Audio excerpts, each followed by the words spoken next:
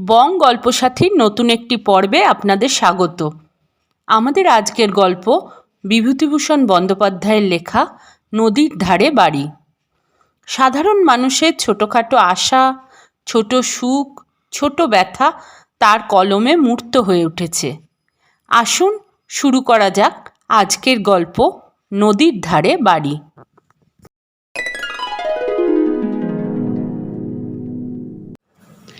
শ্যামলীদের বাসা ছিল পীতাম্বর লেনে, 2 নম্বর পীতাম্বর চৌধুরীর লেন। সেকেলে পুরনো বাড়ি, দোতলার 6টি ঘরে 6টি পরিবারের বাস। কলতলায় 2টি বেলা সমানে ঝগড়া চলে জল তোলা নিয়ে। শ্যামলী ওদের মধ্যে একটু দেখতে ভালো, বয়স 30-এর সামান্য ওপরে, 2-1 বছর ওপর। 4 সন্তানের মা, 2টি মেয়ে 2টি ছেলে। বেলা 10টা বাজে। শ্যামলীর স্বামী খেতে বসেছে। শ্যামলী ডালের বাটিতে হাত ডুবিয়ে সামনে বসে আছে। শ্যামলী বললে, কখন ফিরবে? শ্যামলীর স্বামীর নাম যদুনাথ ভট্টাচার্য। যদুনাথ একটা সওদাগরি অফিসে 70 টাকা মাইনে চাকরি করে। যুদ্ধের বাজারে তাতে চলে না। খাওয়া দাওয়ার অসীম কষ্ট। ছেলে মেয়েগুলো দুধ খেতে পায় না, 2টো শুকনো মুড়ি চিবোয় স্কুল থেকে এসে। যদুনাথ বললে, ফিরতে সেই 7টার পর। আর একটা বাড়ি দেখো, বুঝলে? সে তো বুঝলাম, বাড়ি মিলছে কই? খুঁজতে কি কম করছি? এ বাড়িতে আর টেকা যায় না। কেন, কালো ঝগড়া হয়েছিল নাকি? কবে না হয়, বিশেষ গিন্নির সঙ্গে মতির মার ঝগড়া কালও খুব হলো। অভয়ার সাথে রামবাবুর বউয়ের ঝগড়া। কি নিয়ে? জল তোলা? তা আবার কি নিয়ে? ও তো রোজকার ঘটনা, লেগেই আছে। রোজ রোজ এই ইথরামি বাবা আর ভালো লাগে না, অসহ্য হয়ে উঠেছে। যদুনাথ চলে গেল। শ্যামলীর ছেলেমেয়েরা খেয়ে দিয়ে স্কুলে চলে গিয়েছিল। ছেলে 2টি বড়, তারা হাই স্কুলে পড়ে। মেয়ে 2টি পড়ে মোড়ের কর্পোরেশন স্কুলে। ছোট রান্নাঘর, একটি লোক আয়ক্লেশে বসে 2টি আহার করতে পারে। আজ 9টি বছর এ বাসায়। বড় মেয়ে লীলার বয়স। এই বাসাতেই লীলার আতুর হয়েছিল। রান্নাঘরের সামনে খোলা ড্রেনে তরকারির খোসা, ফ্যান, শাকের ডাঁটা, চিংড়ি মাছের খোসা জমে দুর্গন্ধ বার হচ্ছে। এই দুর্গন্ধ আর ওই কুশ্রী দৃশ্য আজ 9 বছর ধরে সহ্য করতে করতে নাক অসাড় হয়ে গিয়েছে। এখন আর দুর্গন্ধকে দুর্গন্ধ বলে মনে হয় না। বিনা ওপরের তলার মনোরঞ্জনবাবুর মেয়ে। সে শ্যামলীকে ভালোবাসে। কাজ ঘেঁষে দাঁড়িয়ে বললে, কাকিমা কি রাঁধলে? মুসুরির ডাল আর চচ্চড়ি বাবা। মাছ আনেননি কাকাবাবু? না না, 2 টাকা চিংড়ি মাছের সের। মাছ আর কি কেনবার জো আছে রে। উনি গিয়ে ফিরে এলেন। এবার রেশনের চালে খুব কাকড় কম কাকিমা। আপনারা রেশন আনেননি? বুধবার আসবে রেশন। এখনও আনা হয়নি, তোদের কাকা যেতে সময় পায়নি। বিকেলে কলে জল আসতেই ওপরের ভাড়াটে গিন্নিরা বড় বালতি ঘড়া বসিয়ে দিলেন কলের মুখে।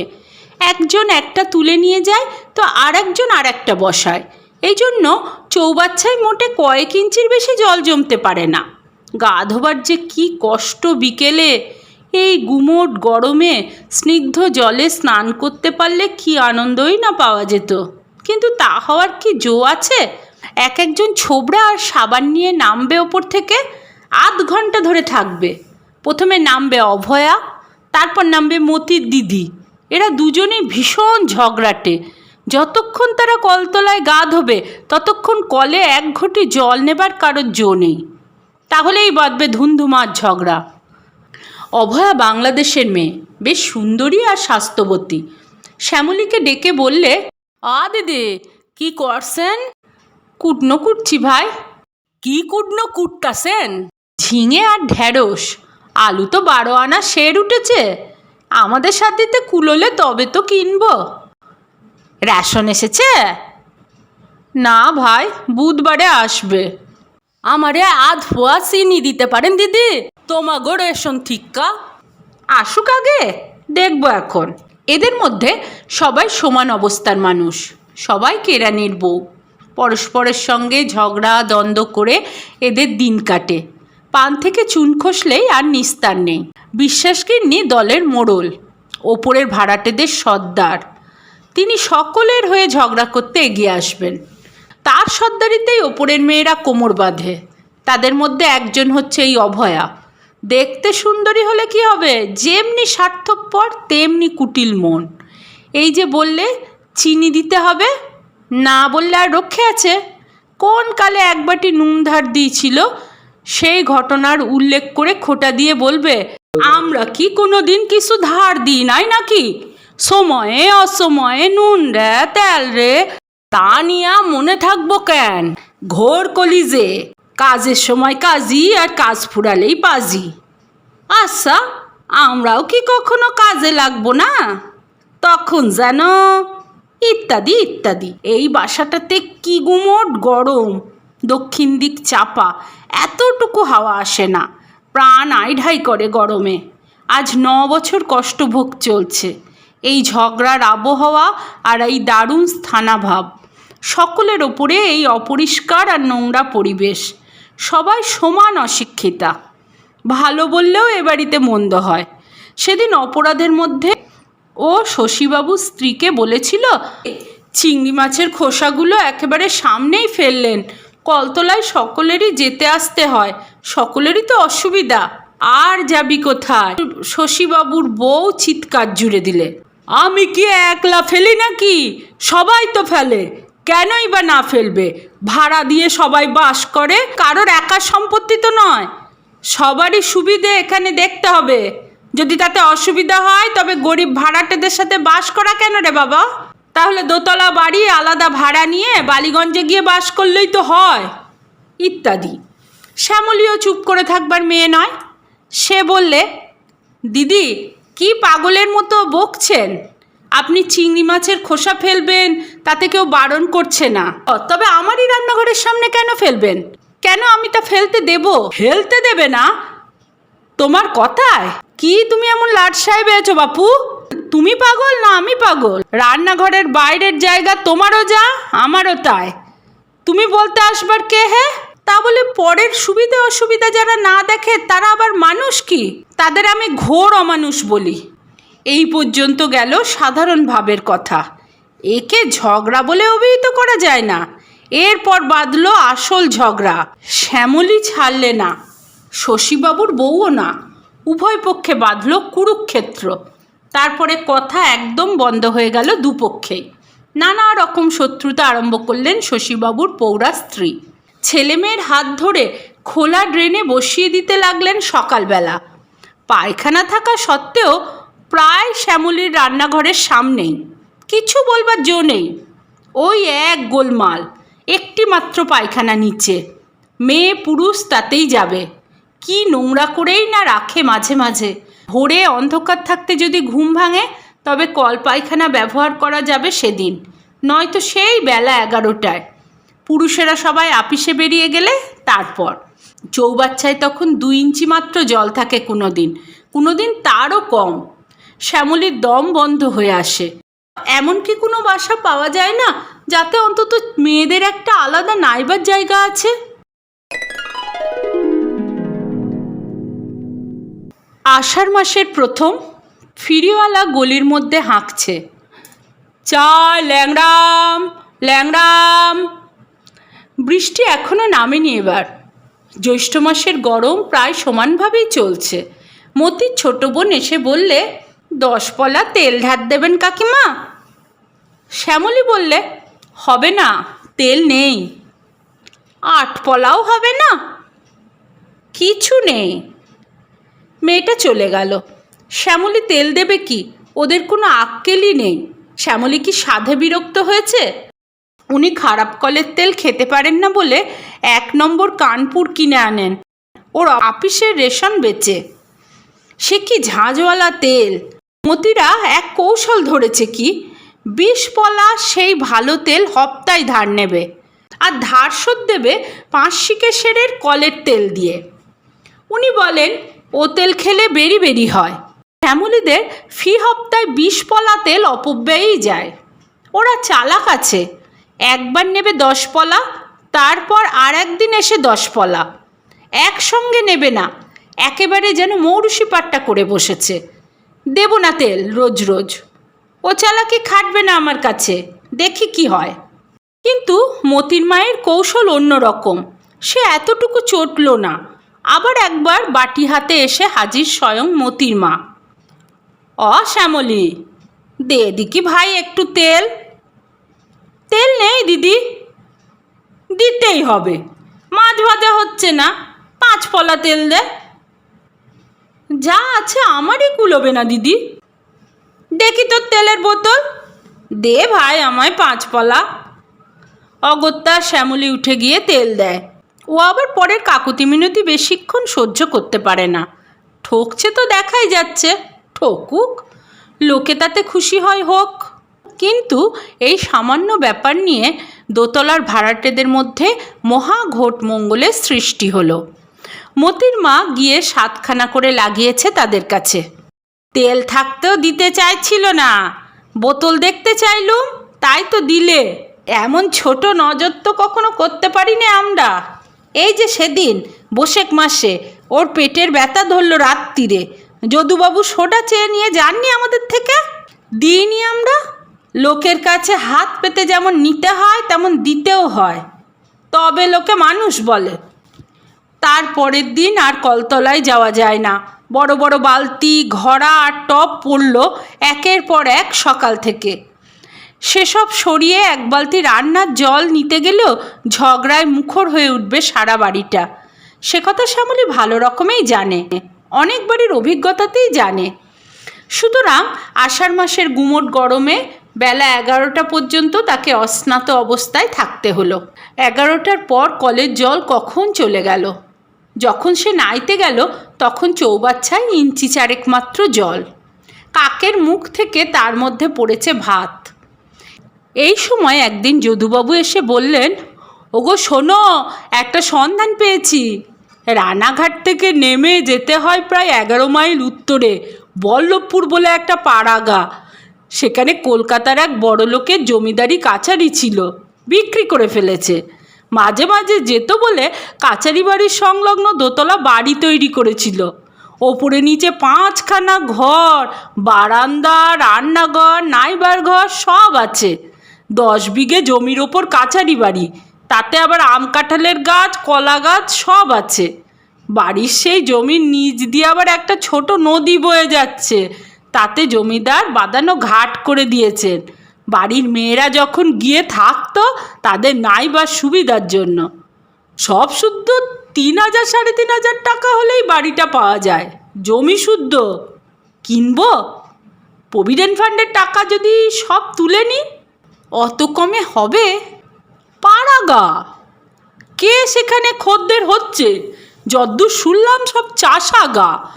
গাঁয়েও অত টাকা দিয়ে কেনবার লোক নেই। টাকা দেবে কোথা থেকে? প্রভিডেন্ট ফান্ডের টাকা সব তুলে নি, তোমার গয়না কিছু দাও আর ইন্স্যুরেন্স কোম্পানির কাছ থেকে কিছু ধার করি। আমার কাছেও তো সামান্য কিছু আছে। শ্যামলীর মন নেচে উঠল। কতদিন সে পাড়াগাঁয়ের মুখ দেখেনি। বাপের বাড়ি ছিল হুগলি জেলার তারকেশ্বর লাইনের দাসপুর গ্রামে। সে বংশে বাতি দিতে কেউ নেই। জ্ঞাতি কাকারা পর্যন্ত উঠে এসে কলকাতায় বাস করছেন। ঘোর ম্যালেরিয়া, সেখানে থাকা চলে না। যদি এ সম্ভব হয়, ভগবান কি এত দয়া করবেন? তা কি তার কপালে সম্ভব হবে?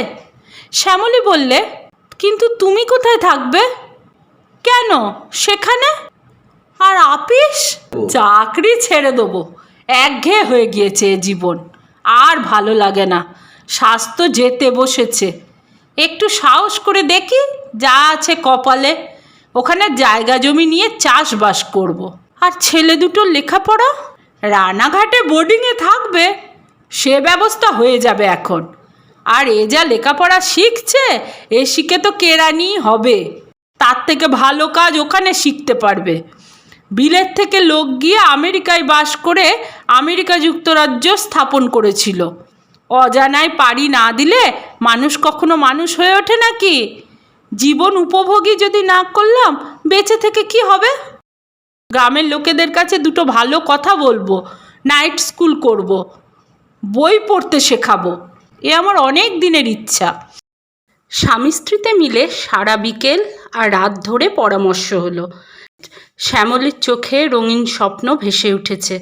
দূরের পাখি ডাকা, ফুল ফোটা, সুমুখ জ্যোৎস্নারাত্রির প্রহরগুলি, কত অলস মধ্যাহ্নে বনানী কোলে ঘুঘুর ডাক, বিছানায় আধো জাগরিত আধো ঘুমন্ত অবস্থায় শুয়ে শুয়ে, কত আম্রমুকুলের গন্ধে সুবাসিত সকাল সন্ধ্যা।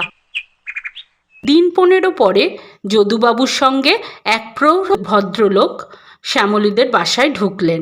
যদুবাবু বললেন, কি গো শুনছ, উনি এখানে খাবেন। শ্যামলীকে আড়ালে বললেন, উনি ওদের স্টেটের নায়েব, ওরও নাম যদুবাবু, তবে উনি কায়স্থ। আমাকে বলে কয়ে উনি বাড়ি দেওয়াচ্ছেন, অতি ভদ্রলোক। একটু ভালো করে খাওয়াও দাওয়াও, 3.5 মধ্যেই হয়ে যাবে মনে হচ্ছে। আর সেই সঙ্গে জমিদারের খাস কিছু রোয়া ধানের জমিও আছে, সেটাও ওই সঙ্গে হয়ে যাবে। আহারাদির পরে ভদ্রলোক অনেকক্ষণ কি পরামর্শ করলেন যদুবাবুর সঙ্গে, তারপর চা খেয়ে বিদায় নিলেন। 3 দিন পরে শ্যামলীকে যদুবাবু বললেন, বাড়ি রেজিস্ট্রি করা হয়ে গিয়েছে। আষাঢ় মাসের শেষের দিকে জিনিসপত্র গুছিয়ে শ্যামলীরা তাদের নতুন কেনা বাড়িতে বাস করতে চলল। কলকাতার বাসা একেবারে উঠিয়ে দিলে না, কিছু কিছু জিনিসপত্র ঘরে রেখে ঘর চাবি বন্ধ করে রেখে গেল। রানাঘাট থেকে ট্রেন বদলে ওরা বেলা 10টার সময় বনগা লাইনের গাংনাপুর স্টেশনে নামলো। আগে থেকে বন্দোবস্ত করার ফলে বল্লভপুর গ্রামের একখানা গরুর গাড়ি স্টেশনে উপস্থিত ছিল।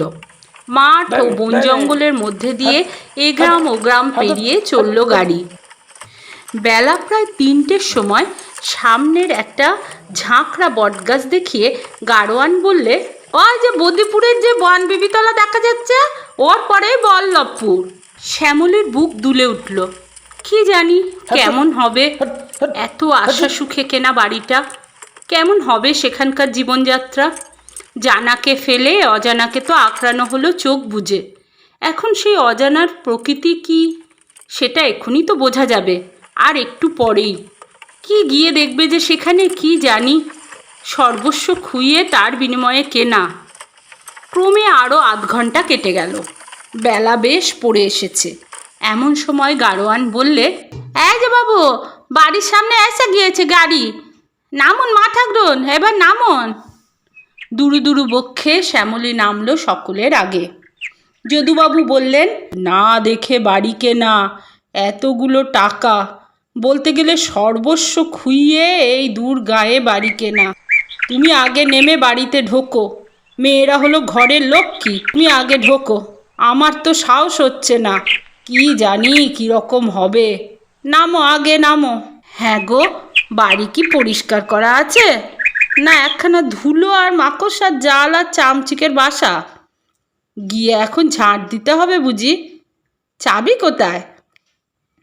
গাড়োয়ান শুনতে পেয়ে বললে, মা ঠাকরুন, বাড়িতেই আছে মুক্তোর মা গয়লানি আর তার ছেলে, তারাই বাড়ি দেখাশোনা করে। নিচের একখানা ঘরে আছে, চাবি তো নেই, বাড়ি তো খোলাই পড়ে আছে। কয়েক পা এগিয়ে গিয়ে একটা বাঁশঝাড়ের আড়ালে একেবারে শ্যামলীর সামনেই সেই বাড়িটা পড়ল। সেটা দেখে সে আনন্দে আর বিস্ময়ে অবাক হয়ে দাঁড়িয়ে গেল। এই বাড়ি ওদের? এমন বাড়ি এই অজপাড়া গায়ে? কলকাতায় এমনি হলদে রং করা সবুজ রঙের জানলা, খড়খড়ি দেওয়া দোতলা বাড়ি সে দেখেছে, দোতলাও মস্ত, বাড়িটা তেতলা, কিন্তু এমন বাড়িটা সত্যিই তাদের নিজস্ব। শ্যামলী আনন্দে চেঁচিয়ে উঠে বলল, ওগো ওগো দেখো, এসে দেখো। পরক্ষণেই ওর লজ্জা হলো। গাড়োয়ানটা না জানি কি আদেগলাই না মনে করলো ওকে। ততক্ষণে যদুবাবু ও ছেলেমেয়েরা বাঁশঝাড়ের মোড় ছাড়িয়ে বাড়ির কাছে এসে গিয়েছে। যদুবাবু বললেন, বাহ বাহ বাহ, বেশ বেশ। রাস্তায় আস্তে আস্তে গাড়োয়ানকে যদুবাবু বাড়ির কথা বহুবার জিজ্ঞাসা করেছিলেন। সে বলেছিল, চমৎকার বাড়ি বাবু, কলকাতার বাবুরা থাকবার জন্য কিনেছিল, তেতলা বাড়ি, দরাজ জায়গা, নদীর ধারে বাঁধা ঘাট আছে, ফল পাকড়ের কত গাছ, দেখবেন বাড়ির মতো বাড়ি। কিন্তু ছোট লোকের সে কথায় আস্থা স্থাপন করতে পারেনি শ্যামলী আর তার স্বামী। এখন বাড়িটা দেখে মনে হলো গাড়োয়ান অনেক কমিয়েই বলেছিল। বাড়িটা সম্বন্ধে আসল কথা হচ্ছে অনেকখানি ফাঁকা জায়গার মধ্যে বাড়িটা দাঁড়িয়ে, অথচ ঠিক পাশেই গ্রামের বসতি, বনানীর ও পাশের সবুজের মধ্যে হলদে রঙের বাহার। ওরা হুড়মুড় করে সবাই গিয়ে বাড়িতে ঢুকলো। নিচের ঘরে গিয়ে দেখলে সেখানে এক বুড়ি মাদুরের ওপর ঘুমিয়ে আছে। শ্যামলী ডাকলে, ও ঝি, কি যেন নাম ওর? ও মুক্তোর মা, ও মুক্তোর মা। বুড়ি ধড়মড় করে জেগে উঠে বসলো। তারপর ঘুম জড়ানো চোখে ওদের দিকে খুব সামান্য একটুখানি চেয়ে দেখে তাড়াতাড়ি মাদুর ছেড়ে উঠে এসে শ্যামলীর পায়ে গড় হয়ে প্রণাম করে বললে, ওরা কপাল আমার মা, ঘুমিয়ে পড়েছি এই অবেলায়। বেনবেলা থেকে ওপরে নিচে সব ঘর ধোলাম, পোঁছলাম, ছাদ ঝাঁট দিলাম। বলি, মা ঠাকুরুনরা আসছেন, বাবু আসছেন, তা ছাদ তো নয়, যেন গড়ের মাঠ। এই হাতির মতো বাড়ি ধোয়ানো সামলানো কি একদিনের কম্ম মা? আসুন মা ঠাকুরুন, আসুন বাবা, আসুন আসুন মা ঠাকুরুন, আসুন আসুন বাবা। শ্যামলী বললে, তোমার নাম মুক্তোর মা? বলে সবাই, বলো না আর, অদেষ্টের মাথায় মারি 7 খ্যাংরা, নামটাই আসে বজায়, যার জন্যই সে তো আর নাই। তাহলে কি আর আজ আমার এই ভাবনা? শ্যামলীর ওসব কথা ভালো লাগছিল না। তার ইচ্ছে হচ্ছিল বাড়িটার ওপর নিচ সব দেখে আসে। কিন্তু কি মনে করবে এরা, কি মনে করবে মুক্তোর মা? ওরা সবাই মিলে নিচের ঘরগুলো দেখলে। বড় বড় দুটো ঘর, প্রশস্ত থামওয়ালা ঝিলিমিলি বসানো বারান্দা, ওদিকে অন্য একটি ছোট্ট রোয়াকের সামনে রান্নাঘর। শ্যামলীর বড় ছেলে কানাই বললে, মা, এ তো রান্নাঘর নয়, এ আমাদের কলকাতার বাসার ঘরের চেয়েও অনেক বড়। দেখো কেমন আলমারি দেওয়ালের গায়ে। বড় মেয়ে ডলি বললে, কতগুলো জানলা দেখো মা রান্নাঘরে। ওপরে সিঁড়ি বেয়ে দূর করে সবাই উঠল। শ্যামলী বললে, উগো দেখো কি সুন্দর মেঝে, কাঁচের সার্সি বসানো জানলা। কানাই আর ছোট ছেলে বলায় একসাথে চেঁচিয়ে বললে, কি সুন্দর সিনারি, দেখে যাও মা বাবা বারান্দা থেকে।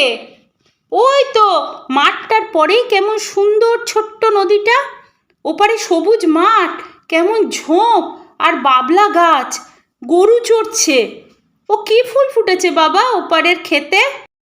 যদুবাবু বললেন, ও ঝিঙের ফুল। বর্ষাকালে সন্ধ্যের সময় ঝিঙের ফুল ফোটে কি না, সত্যি ভারী সুন্দর সিনারি বটে। ওগো দেখো এদিকে এলে, কি ফাঁকা।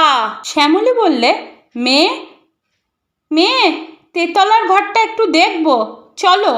তেতলার ঘরটি অপেক্ষাকৃত ছোট, কিন্তু খুব বড় বড় 3টি জানলা, 3টি দেওয়ালে, রাঙামাটির পালিশ করা মেঝে, দরাজ ছাদ।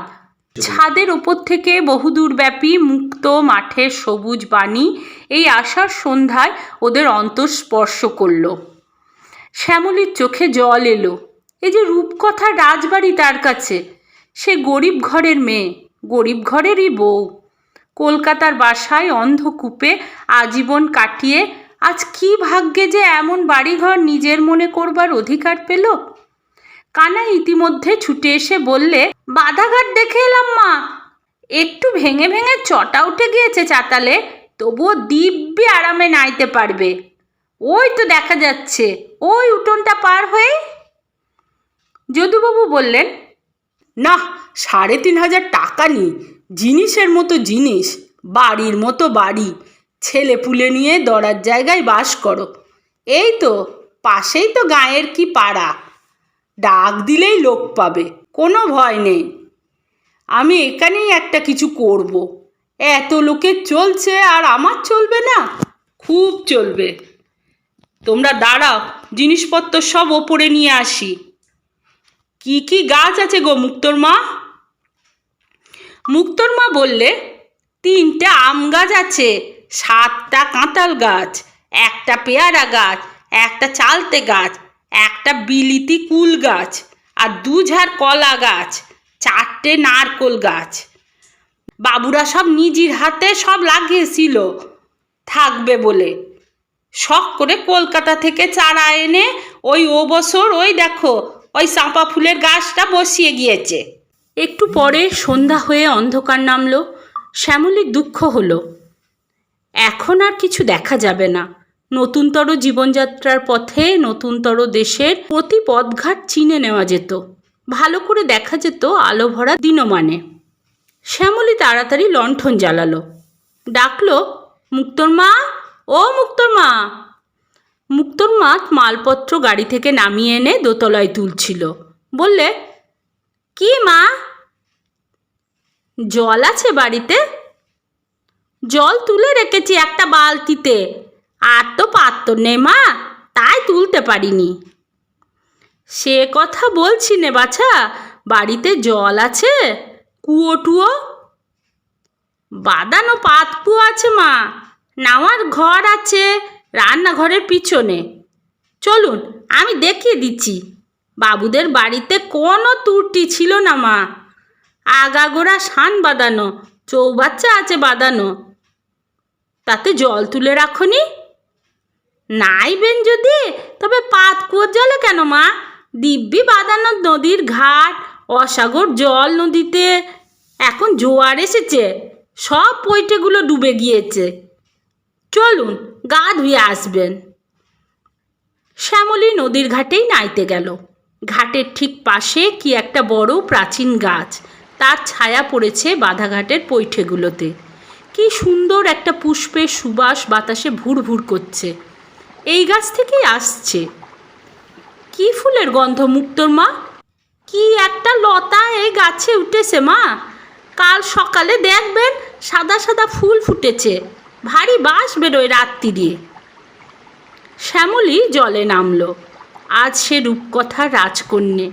স্নিগ্ধ জল, ওপারের দিক থেকে হাওয়া বইছে, সেই ফুলের সুগন্ধ, তারা ভরা আকাশ, এই বাঁধা ঘাট, এই প্রাচীন কি একটা বনস্পতি, এই বনপুষ্প, সুবাস, সব তাদের নিজস্ব। তারা পয়সা দিয়ে কিনেছে। কলকাতায় সেই পচা ড্রেন, কলতলা, অভয়া, বিশ্বাসগিন্নি সব স্বপ্ন হয়ে গিয়েছে একদিনে। তাদের জন্য সত্যিই কষ্ট হলো তার। বেচারি মতির মা, বেচারি শশীবাবুর বউ, ওদের একবার এখানে আনতে হবে। না, এও স্বপ্ন। এখনো যেন বিশ্বাস হয় না, এত সৌভাগ্য। টলি চেঁচিয়ে ডাকছে দোতলার বারান্দা থেকে, ও মা, শিগগির গা ধুয়ে এসো, বাবা চা চাইছে, এসো চট করে। শ্যামলী স্বপ্নলোক থেকে নেমে এলো। সাবানের বাক্সটা নেই, আনতে ভুলে গিয়েছে তাড়াতাড়িতে। মুক্তোর মা, ছুটে যাও তো, বড়দিদিকে বলগে যাও, ছোট তোরঙ্গের মধ্যে সাবানের বাক্সটা আছে, দিতে বলো।